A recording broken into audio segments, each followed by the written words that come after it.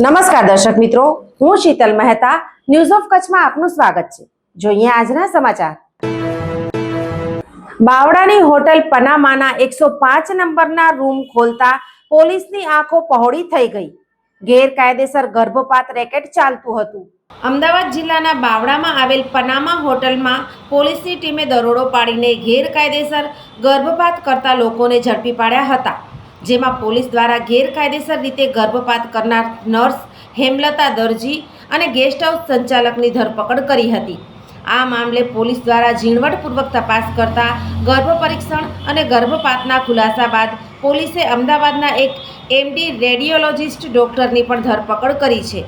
બાવળામાં નોંધાયેલા ભ્રૂણ હત્યા કેસમાં પોલીસે અમદાવાદના ઓઢવ વિસ્તારમાંથી ડોક્ટર હર્ષદ છગનલાલ આચાર્યની ધરપકડ કરી છે। પોલીસે 28 મે 2025ના રોજ આશીર્વાદ ક્લિનિક સોનીની ચાલી ખાતેથી ડોક્ટરની અટકાયત કરી હતી। આ સમગ્ર મામલે બાવળાની પનામા હોટલમાં ગેરકાયદેસર રીતે ગર્ભપાતના રેકેટમાં પોલીસને પૂછપરછ દરમિયાન જાણવા મળ્યું હતું કે અમદાવાદમાં સોનીની ચાલી ખાતે આશીર્વાદ હોસ્પિટલ ચલાવતો MD radiologist doctor Harshad Acharya અને આરોપી હેમલતા છેલ્લા 3 વર્ષથી ગર્ભ પરીક્ષણ અને ગર્ભપાતનો ગોરખ ધંધો ચલાવતા હતા। સૌપ્રથમ હર્ષદ આચાર્ય હોસ્પિટલમાં મહિલાની સોનોગ્રાફી કરીને ગર્ભ પરીક્ષણ કરતો હતો અને પછી હેમલતા બાવળાની પનામા ગેસ્ટ હાઉસમાં મહિલાને બોલાવીને ગર્ભપાત કરાવતા હોવાનું સામે આવ્યું છે। હેમલતા ગર્ભપાત કરાવવા આવતી મહિલા પાસેથી 15,000 રૂપિયા લેતી અને તેમાંથી 8,000 ગર્ભ પરીક્ષણ કરતા હર્ષદ આચાર્યને આપતી હતી।